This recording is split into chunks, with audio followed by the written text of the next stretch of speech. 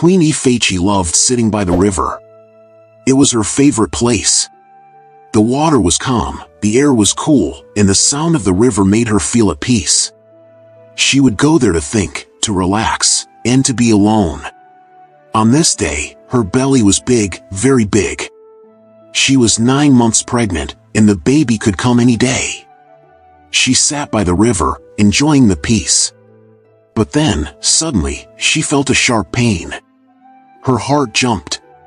She held her stomach and cried out, "Oh no!" The baby was coming. She screamed, hoping someone would hear her. "Help me," she shouted. But no one came.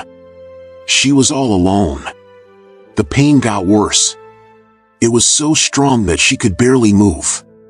She fell to the ground, clutching her belly, crying and groaning.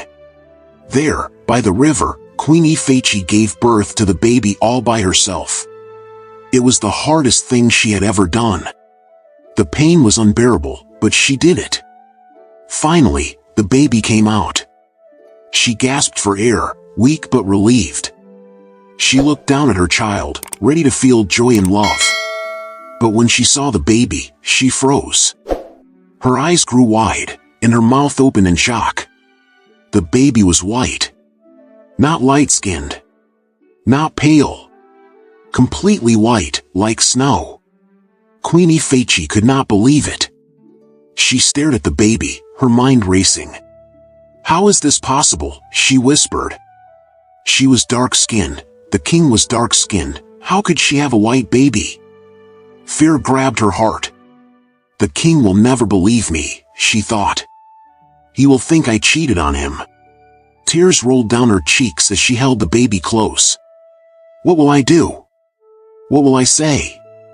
The king, King Uju, was a proud, arrogant, and angry man. He was not kind. People feared him. No one dared to question him, not even the closest woman to his heart, Queen Ifechi. If the king thought she had betrayed him, he would punish her. He might even end her life. He would never accept this child.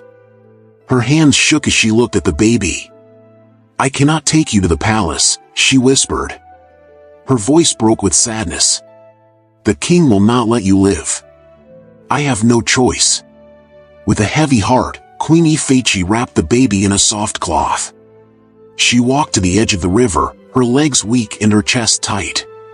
She placed the baby gently in the water. The river was calm, and it carried the baby slowly away. "I am sorry," she said, her voice shaking. "I am so sorry." Tears streamed down her face as she watched the baby drift away. But she could not stay there. She had to act quickly. She couldn't return with no pregnancy and no baby. She wiped her tears and sneaked to the orphanage in the far corner of the kingdom. At the orphanage, an old woman greeted her. "Please," Queen Ifechi begged. "I need a baby. I will pay you anything. But you must promise never to tell anyone I was here."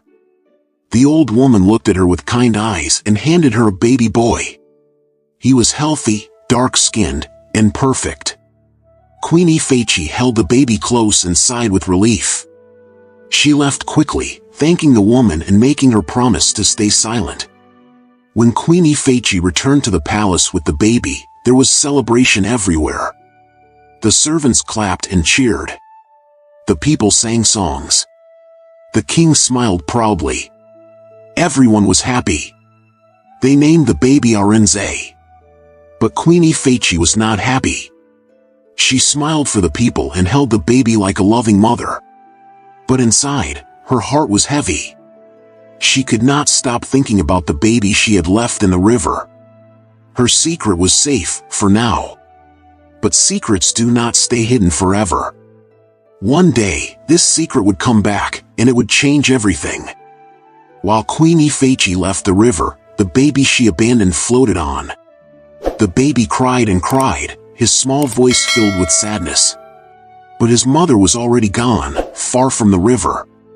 Soon, the baby began to sink, his tiny arms flailing as the water rose around him. Just then, a figure appeared in the water. It was a mermaid. Her name was Queen Miri, the wise and powerful ruler of the Mermaid Kingdom.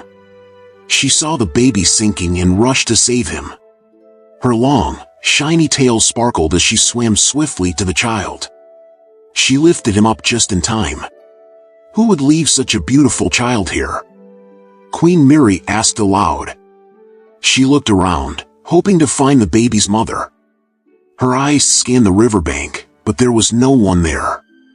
The baby kept crying in her arms, his small hands reaching out. Queen Miri sighed. "Since no one is here, I will take you with me," she said. She cradled the baby and swam down to her underwater kingdom. But as soon as she went underwater, the baby began to choke. His little body shook, and his face turned pale. "Oh no!" Queen Miri said, her heart racing. She suddenly remembered that humans cannot breathe underwater. She leaned down and kissed the baby softly on his forehead. The kiss was magical. The baby gasped and took a deep breath. Suddenly, he stopped choking and started breathing underwater. His tiny legs shimmered and turned into a shiny silver tail. The baby had transformed into a mermaid. Queen Miri smiled. "You are one of us now," she said gently. When she brought the baby to her kingdom, all the mermaids gathered around to see him. They had never seen anyone like him before. His skin was pure white, glowing softly in the water. The mermaids whispered among themselves. "He is so different," one said. "Look how bright he is," another added. Queen Miri held the baby close. "I will name him Prince Callow," she said proudly. The mermaids all nodded, and the name spread quickly through the kingdom. Prince Callow was now part of their family. Queen Miri had a daughter named Princess Decca. She was kind, playful, and loved taking care of others. When she saw Prince Callow, she smiled brightly. She loved him at once, as if he were her little brother. She stayed by his side, playing with him and keeping him safe. As time passed, something strange began to happen. The Mermaid Kingdom started to change. The coral reefs, which had been fading, suddenly turned bright and colorful. The underwater plants grew taller and greener. Even the water sparkled like never before. The entire kingdom felt alive and full of energy. The mermaids noticed the change. "Everything is growing so beautifully," they said. "It must be because of Prince Callow," another added. Queen Miri watched her kingdom in awe. "This has never happened before," she said. "Prince Callow is special." As Prince Callow grew older, he amazed everyone. He learned quickly and always wanted to know more. The mermaids taught him to swim like lightning, speak their language, and defend the kingdom. In no time, he became the best fighter among them. He moved through the water like a warrior, fast and fearless. "Look at him," the mermaids would say. "He is a true prince." Even though he was the only boy in the kingdom, everyone loved him. They saw him as their protector and their hope for the future. Princess Decca treated him like her own brother, and they became inseparable. For 15 years, King Uju lived happily, believing Prince Arinze was his real son. He loved him like a true father, but the boy was arrogant just like his father. Queen Ifechi, too, was happy. Her big secret was hidden, and no one ever suspected the truth. Life in the palace seemed perfect. But King Uju had one wish that never came true. He wanted another child. But no matter what he did, Queen Ifechi never got pregnant again. One evening, as the sun set, Queen Ifechi saw the king sitting alone in the courtyard. His face was serious, and he looked deep in thought. She walked over to him and said softly, "My king, why do you look so troubled? Isn't one child enough for us?" The king looked at her, his face hard to read. "One child is enough," he said slowly. "But I am waiting for someone." Queen Ifechi's heart skipped a beat. "Who are you waiting for, my king?" she asked carefully, trying not to sound too curious. The king's eyes narrowed, and his voice grew firm. This is not something a woman should ask about. You are supposed to be in the chamber, he said sharply. Queen Ifechi lowered her head. Yes, my king, she said quietly. She knew better than to ask more questions. The king did not like to be questioned, even by her. But inside, she was scared. Who is he waiting for? What does he mean? She couldn't stop thinking about it. A cold fear crept into her heart. What if the person he is waiting for is the child I left by the river? The thought made her chest tighten. For years, she had tried to forget about the baby she had abandoned. But now, her past seemed to be creeping back. Prince Arinze, meanwhile, lived his life with a strict and arrogant father. The people of the kingdom didn't like him. They didn't blame him. To them, it was because of his father. He had his father's pride and arrogance. One night, Queen Ifechi sat alone in her room. The palace was quiet, but her thoughts were loud. She remembered the day at the river, the baby's cries, the way the water carried him away. She wondered, did he survive? Did someone find him? Could he still be alive? And then the most terrifying thought came to her. What if he is the one the king is waiting for? Her heart felt heavy with fear and guilt. She had made the hardest decision to protect herself. But now, it felt like her past was coming back to destroy her. King Uju could not sleep. He walked up and down in his chambers, thinking hard. The thought of what he was expecting troubled him. The king had been reading the old scrolls about their kingdom's history to confirm his suspicions. Every 200 years, a special child was born. This child was not like other children. The child was sent by the gods and born with pure white skin. This child was a gift, bringing strength and good fortune to the kingdom. When the child was in the kingdom, no enemies dared to attack, and the people lived in harmony. These were the best times in the kingdom's history. The scrolls said this child always came every 200 years. But now, the king was confused and worried. It had been 200 years since the last child, and he was supposed to come in his reign. Yet, he had not seen this special gift. Queen Ifechi, sitting in her room, was shaking with fear. What if he finds out about the baby I left by the river? She thought. Her heart raced. The secret she had kept for 15 years felt like a heavy stone in her chest. The king decided to seek answers. He called for the chief priest, the wisest man in the kingdom, to help him. The chief priest arrived quickly. His face was calm, but his presence carried great power. The priest lit some herbs and began chanting. His voice was deep and steady as he called upon the gods. Smoke filled the room, and the air grew thick with tension. The king watched closely, his heart pounding with hope and fear. Finally, the chief priest stopped. He opened his eyes and spoke. "Your Majesty," he said, "the child has been born." The king frowned, confused. "What do you mean the child has been born?" he asked. "We have not seen any such child." The chief priest nodded. "The gods have spoken clearly. The special child has been born." The king's face grew dark with anger. "What are you saying?" he demanded. "If the child is born, why is he not here with me? Where is he?" The priest lowered his voice. "Your Majesty, the gods say the child lives." The king's anger boiled over. His mind raced with thoughts. "Who has taken what is mine?" he shouted. "Who dares to keep this child from me?" The priest stood silent, letting the king's anger settle. "The gods have given their gift, but now it is up to you to find him," he said. Meanwhile, Queen Ifechi sat in her chambers, trembling with fear. She overheard whispers about the king's meeting with the priest. She felt the walls of her secret life closing in on her. What if they find out? What will happen to me? The king's mind was heavy with anger and suspicion. He called for his wife, Queen Ifechi, to come to him. She entered the royal chambers, her heart racing with fear. She could see the anger in the king's eyes, and her legs felt weak. "Sit down," the king commanded, his voice cold and sharp. Queenie Feichi obeyed, sitting slowly.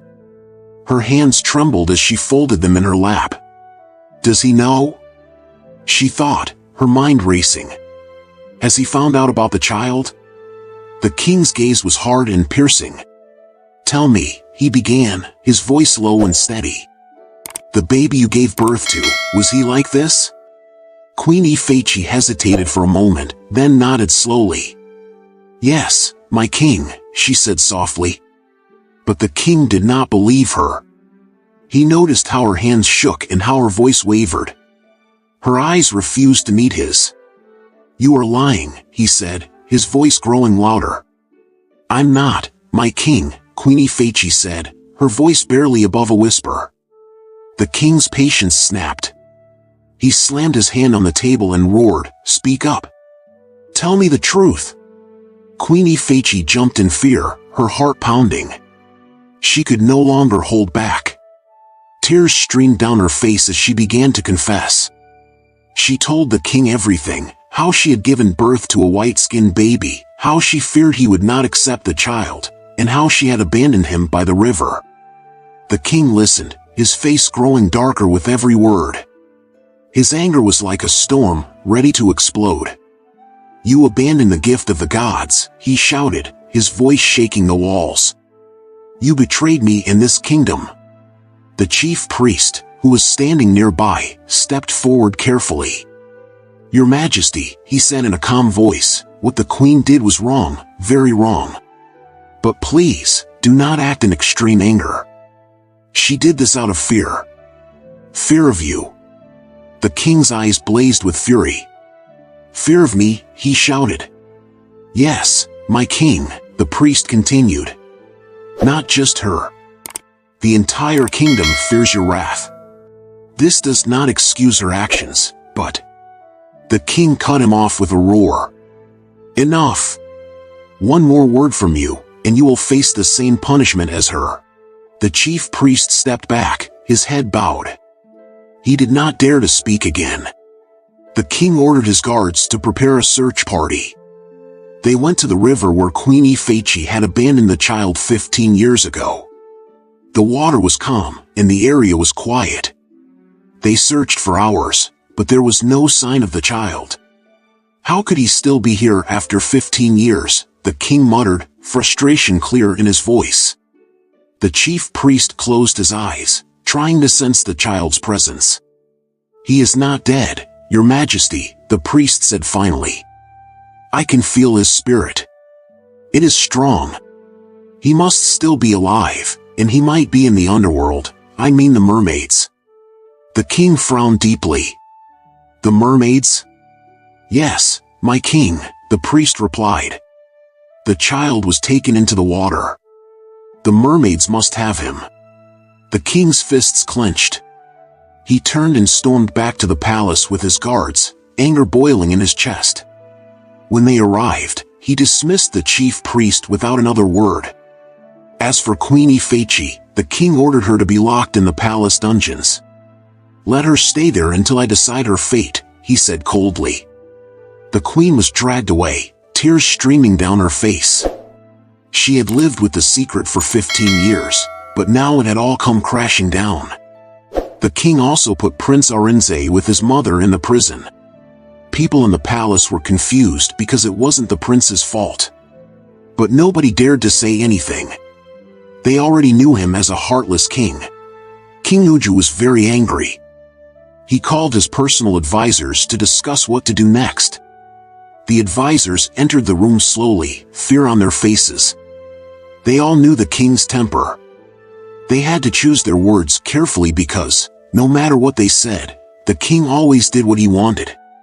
The king sat on his throne, his hands clenched into fists. "The mermaids have my son," he shouted. "How dare they keep him from me? I will go to war with them if they don't return him." One of the advisors, trying to stay calm, spoke softly. "Your Majesty," he said, "please think about this. The mermaids saved the child.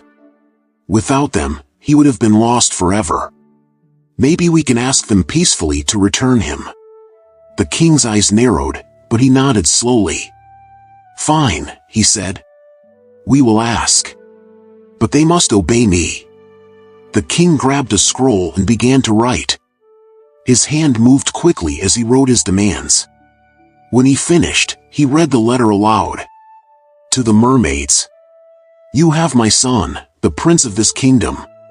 Return him to me within 3 days, or I will bring my wrath upon you. King Uju." One of the advisors stepped forward, nervous but brave.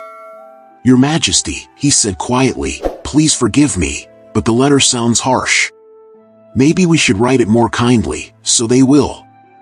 The king slammed his fist on the table, making everyone jump. "How dare you tell me how to write my letter?" he shouted. "You are my advisor. I am the king. I make the decisions." The advisor quickly bowed his head. "Yes, Your Majesty," he said, stepping back. The room went silent. The other advisors looked at each other but said nothing. They were too afraid to speak. The king rolled up the letter and placed it in a small glass bottle. He called for his messenger. "Take this to the river, deliver it to the mermaids," he commanded. The messenger bowed and left with the bottle. When he reached the river, the messenger pulled out a small flute. He blew into it, and a soft, clear sound echoed over the water. Then, he threw the bottle into the river and hurried away. A few minutes after the messenger left, some mermaids swimming nearby saw the bottle floating in the water. One swam closer and picked it up. She turned it around in her hands, curious. "What is this?" she asked. "It's from the humans," said another mermaid. "We should take it to Queen Miri." The mermaids swam quickly to their kingdom under the water. They entered the royal palace and handed the bottle to their queen. Queen Miri, the wise and strong leader of the mermaids, took the bottle and opened it carefully. She unrolled the letter and began to read. As she read, her face grew hard with anger. "What a proud, arrogant king," she said to herself. "He doesn't even ask for his son. He commands me. Even if he begged, I would never return Callow. Never." Her voice echoed in the grand, sparkling hall of the mermaid palace. She stared at the letter for a moment, her anger boiling inside her. Then, with one sharp motion, she tore the letter in two. The pieces floated down through the water, drifting softly to the floor. What Queen Miri didn't know was that Callow had been watching her. He saw everything, the letter, her anger, and the moment she ripped it apart. His heart pounded as he stepped forward slowly. "Mother," Callow said, his voice quiet but firm. Queen Miri turned quickly, surprised to see him. "Callow," she said gently. "Why are you here? How long have you been watching?" "I saw everything," Callow said, his bright white skin glowing in the dim light. "Who sent that letter? What did it say?" Queen Miri took a deep breath. She swam closer to him, placing her hands gently on his shoulders. "It was from a human king," she said softly. "The king of the world above. He claims you are his son." Callow's eyes widened in shock. "His son," he said. "But that can't be true. I've never even met him. How can I be his son?" Queen Miri's expression softened, and she began to explain. 15 years ago, I found you floating on the river. You were just a tiny baby. You were crying, and you were sinking into the water. I saved you. I brought you here and raised you as my own. Since then, you have been part of this family." Callow's heart felt heavy. "If I'm his son, why was I left in the river?" he asked, his voice shaking. "Did my real parents not want me?" Queen Miri's heart ached for him. She gently stroked his cheek. "I don't know why they left you," she said. "But I know this, you are loved here. You are my son. You are part of this family, and nothing will change that." Callow stood in silence, his thoughts swirling. He felt thankful for the life he had here. Finally, he looked up at Queen Mary and said firmly, "I don't want to go. This is my home. You are my mother." Queen Mary smiled and pulled him into a hug. "You will not go," she said. "I will not let that king take you." Just then, Princess Decca swam into the hall. Her eyes were wide with worry. She had overheard their conversation and quickly swam to Callow. She threw her arms around him. "You're not leaving," she cried. "You're my brother. I won't let anyone take you away." Callow hugged her tightly. "I'm not going anywhere," he said. "This is my family, and I belong here." Queen Mary watched them, her eyes full of love but also determination. She swam forward and placed a hand on both of their shoulders. "Callow is staying," she said. "Let the king send more letters. Let him threaten me with his armies. Callow belongs here, and I will protect him with my life." But deep down, Queen Mary felt uneasy. She knew the king would not stop. She could feel it. This was only the beginning. A great storm was coming, one that would test the strength of both the land and the sea. The third day was almost over. The sun was setting, painting the sky red and gold. The air was tense, and both sides were ready for what was coming. Queen Mary and her mermaids prepared themselves deep in the water, their weapons sharp and their hearts steady. On land, King Uju's soldiers stood firm, waiting for his command. Finally, the moment came. The king walked to the river, his steps heavy and full of anger.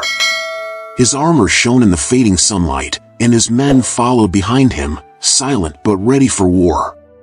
The river rippled, and Queen Mary rose from the water. Her presence was strong and commanding, like the river itself. The king's men and Queen Mary's warriors watched in complete silence. The tension in the air was thick, it felt like the world itself was holding its breath. King Uju spoke first. His voice was loud and full of rage. "This is your last chance," he said. "Return my son to me, or I will destroy you, your warriors, and this entire river." Queen Mary's eyes narrowed, but she stayed calm. "You arrogant king," she said, her voice steady. "Is this how you say thank you? I saved the child you call your son. Without me, he would not even be alive." The king's face grew red with anger, but he said nothing. Queen Mary continued. "You demand your son, but you left him to die. You do not deserve him." Her voice turned sharp. "No one wants to make deals with a man like you. But if you insist on taking him, you will have to be more respectful and thankful." King Uju's hands clenched into fists. "Enough of your words," he shouted. "Give me my son, or I will take him by force." Queen Mary stood tall, her voice unwavering. "Your pride ends here, King Uju. Let's settle this now. But we won't let innocent lives be lost in a fight that is ours to settle. This is between you and me." The king paused, his anger boiling over. Then, with a sharp motion, he drew his sword. The blade gleamed in the fading light. "So be it," he growled. Queen Mary stepped onto the riverbank, her movements smooth and powerful. As she emerged from the water, her tail shimmered and transformed into human legs. She reached for her own sword, long and glowing like the waves. Both sides, humans and mermaids, watched in complete silence. They held their breath, their eyes fixed on the two leaders. The king pointed his sword at Queen Mary. "You will regret this," he said through clenched teeth. Queen Mary raised her sword high, her expression calm but fierce. "Your pride blinds you, King Uju. Today, you will learn that even a king cannot control everything." The river was quiet, the air still. Everyone knew this fight would decide everything. And then, with the sun sinking low, the battle began. The mermaids were scared. They watched from the water as Queen Mary fought the king. They knew the king was very strong, and they were afraid she might lose. The king's men stood tall on the riverbank. Although the mermaid had magic, but the king's men practiced dark magic which made them even more powerful. There were so many of them, 10 times more than the mermaids. Queen Miri and the king fought hard. Their swords clashed loudly, and sparks flew with every strike. At first, the king was winning. His hits were strong and fast, pushing Queen Miri back. The mermaids whispered to each other. "The queen is losing," one said softly, her voice shaky. But then, something strange happened. Queen Miri started to fight back stronger than before. Her strikes became faster, her movements sharper. It was like she was getting stronger with every swing of her sword. It's because of Prince Callo, the power meant for the king's land is now helping her. Callo's gift is making her stronger. Queen Miri's sword moved like lightning. She pushed the king back until her blade pointed straight at his neck. The king froze, breathing hard. The mermaids watched, holding their breath. It looked like the queen had won. But instead of finishing him, Queen Miri stepped back. She lowered her sword. "I didn't come here to end the life of anyone," she said firmly. "I came to protect my people and the river." The king's face turned red with anger. He stepped back, his pride hurt. Then he began to chant strange words. His voice was low and filled with power. He pulled out a red cloth and tied it tightly around his arm. A dark light started to glow around him, and his power grew stronger. He charged at Queen Miri again. Their swords clashed even harder than before. The fight was fierce. This time, the king was as strong as the queen. He managed to cut her arm. Blood flowed, but Queen Miri didn't stop. She kept fighting, her face full of determination. The king saw his chance. He raised his sword high, ready to strike her neck. This was his moment to win. Suddenly, a loud voice echoed across the river. "Stop!" The voice was so strong that everyone froze. The king's sword stopped mid-swing. Both the humans and the mermaids turned toward the river, their eyes wide in shock. From the water, Callo appeared. His body was glowing bright. His tail began to change as he stepped onto the riverbank, turning into human legs. He looked powerful, and his glow lit up the entire area. Callo's voice was calm but firm. "This fight ends now," he said. The ground trembled as he walked forward. The king's men took a step back in fear. The king lowered his sword slightly. Callo stood tall, his body shining with light, his eyes filled with strength. The river became quiet, and the air was still. Everyone, mermaids and humans, watched in silence as Callo, no longer just a boy but something far greater, faced them all. His voice was steady but strong as he spoke. "I can't believe someone like you was my father. Thank the gods I didn't grow up in your hands." King Uju's face burned with anger. "How dare you speak to me like that?" he shouted. "I am your father." Callo didn't back down. "Father or not, I will say what you need to hear. Your pride is what will destroy you. I am sorry, please, and thank you. These are 3 simple but powerful words. I guess you've never said them in your life. These words could stop wars, but you ignore them. Instead, you choose war, even if it means innocent people will die." The king's fists clenched tightly. "Who are you to lecture me?" he growled. "I have lived 3 times longer than you. My wisdom is beyond your understanding. Join me now, and together we will destroy these mermaids." Callo's expression grew sharp. "Not all advice from an old man is good," he said firmly. "Even fools grow old." The king's body shook with rage. "So, you want to fight your own father?" he bellowed. Callo shook his head. "I am not the one fighting. The queen is." Callo turned and walked toward Queen Miri, who was lying injured on the ground. He knelt beside her and placed his glowing hands over her wounds. A bright light spread from his fingers, and the queen's injuries healed. Queen Miri stood up, taller and stronger than before. Her eyes glowed with renewed power. The king's face twisted in disbelief. He raised his sword and charged at Queen Mary again, but this time, she was faster and stronger. She dodged his attacks with ease and struck back with sharp, precise blows. The king, desperate, turned to his men and shouted, "End them all! Take the lives of all mermaids and poison the river. Leave no one alive." But something unexpected happened. The king's men didn't move. They stood still, their swords lowered. Then, one by one, they dropped their weapons. The soldiers turned to Callow, bowing to him instead of the king. Their loyalty had shifted. They didn't like their king before. They had no courage to stand against him. Now that Prince Callow is present, this gave them courage. The king's eyes widened in shock. "You traitors!" he screamed. "You dare defy me?" His men said nothing. They stood behind Prince Callow. The king's anger exploded. He lunged at Queen Mary, swinging his sword wildly. But she was too strong. Her blade moved like lightning, cutting through his armor and slicing his skin with ease. The king stumbled back, blood dripping from his wounds. Queen Mary stood over him, her sword raised high.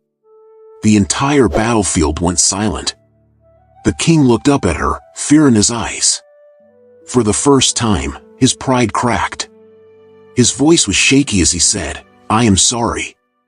The silence deepened as Queen Mary froze, her sword still pointed at his neck. Her glowing eyes stared into his, searching for truth in his words. Queen Mary looked down at the defeated king, her glowing sword still pointed at his neck.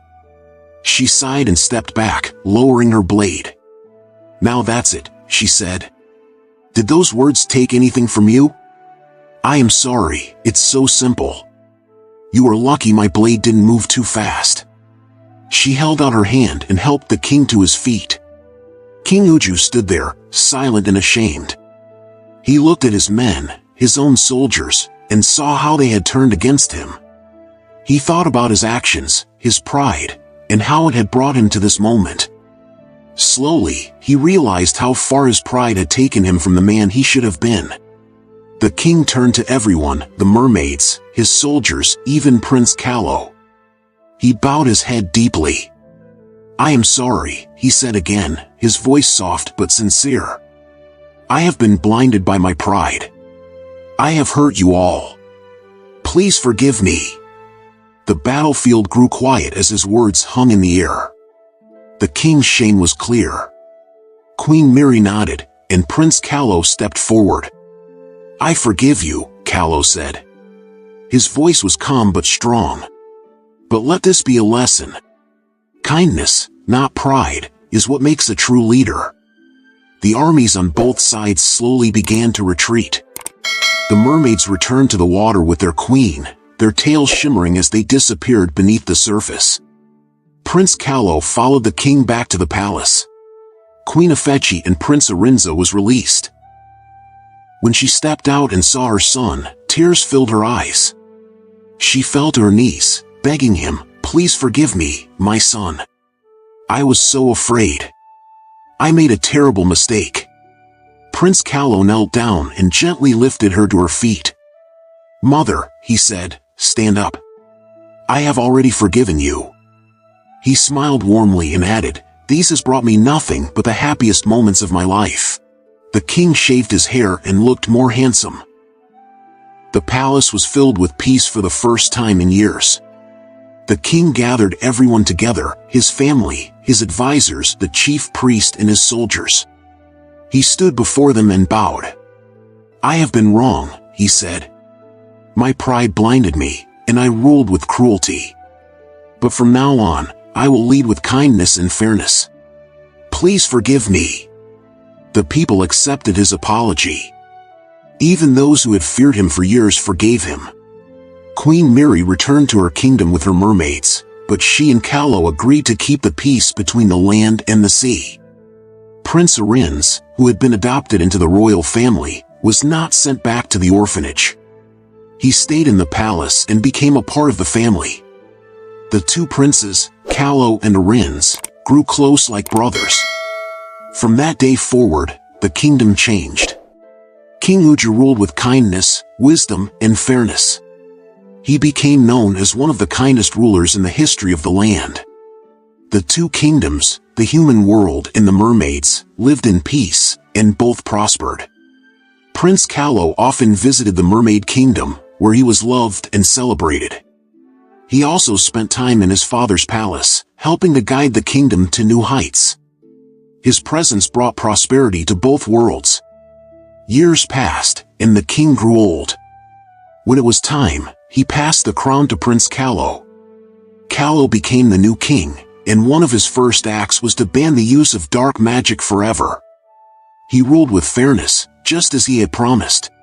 His story became a legend, told for generations to come, a story of pride, forgiveness, and the power of kindness. And so, peace reigned, and the tale of the boy from the river became the story of a king who united two worlds. Pride and arrogance lead to downfall. In life, the simplest words often hold the greatest power. I am sorry, please, and thank you are not just phrases but bridges that mend broken relationships, end conflicts, and build trust. They reflect humility, gratitude, and respect, qualities that bring people together and create lasting peace. Pride and arrogance may give the illusion of strength, but they lead to isolation and destruction. True strength lies in admitting mistakes, seeking forgiveness, and showing appreciation. A leader, or anyone, who wields these words with sincerity commands not just power but also love, loyalty, and unity. If you love this story, don't forget to like, share, comment your thoughts, and subscribe for more.